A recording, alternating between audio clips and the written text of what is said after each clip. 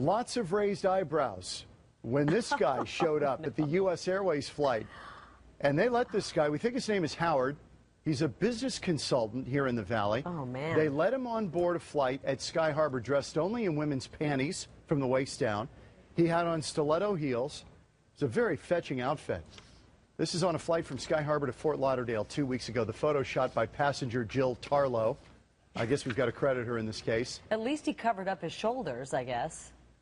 Yeah, and that's a nice accessory, I thought. I thought that added a nice touch. A U.S. Airways spokesperson says, if private parts are not exposed, passengers are allowed to fly.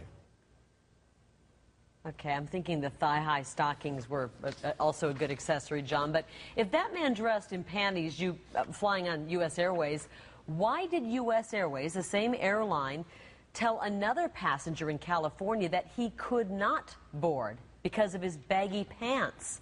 U.S. Airways told the man that he couldn't fly because he was exposing a body part.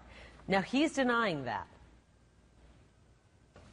So I guess the question, John, is what the passenger's saying. There are a lot of questions. Well, the baggy pants passenger is saying that this is racial profiling, that they're profiling him for the baggy pants, and, right. and they're letting somebody, a man in women's lingerie, board. I mean, I can't imagine sitting down, getting all comfortable in my seat, and then that guy in the lingerie comes up and says, "Excuse me, I think I have the seat next to you." I think it would be hilarious. I think it would be a riot.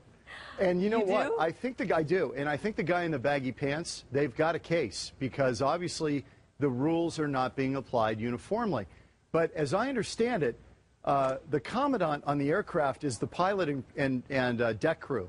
Okay. So apparently the guy in the baggy pants, he got kind of belligerent when they asked him to stand up and get out of his seat. And you can't blame him.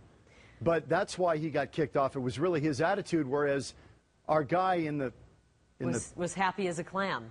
Yes. Dressed in thigh highs. Wait, you know, what happened to the days? Of course, I don't remember flying back in the 60s, and I'm sure you don't either, John. I know you're not that old. Oh, here we go. Okay. But remember when people used to dress up to fly? Yes, I was in a suit.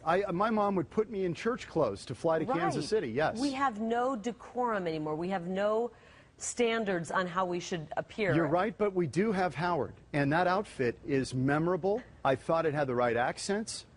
It was outstanding. I'm curious what kind of business consulting he does. I was wondering because that would get someone's attention if he walked in and said, "I think I can help your business." What if he was your guy, the business consultant, and he's in the suit and the whole thing, and then you see that, you go, whoa. Or worse yet, you go to pick him up at the airport in Fort Lauderdale because he's going to make a presentation on behalf of your company. You know, he is proud. Look at that. That is a man very proud of his figure, and yeah, he's feeling good. Okay, well, remember the woman also, we've had a lot of this at Sky Harbor, the woman who dressed in the bra and panties going through security. Right. Because she thought it would make the pat-down and the security process easier. That way they can tell she's got nothing on her. She's not trying to cause any problems. And she made it through. I thought she, at the end, on the flight, they thought she was too scantily clad, and she got bumped. I just hate to hit turbulence and have any hot tea or coffee hit somebody. Right. That's all I can say for occupational hazard. Reasons. I look forward to flying with Howard someday. I think it'd be a lot of fun.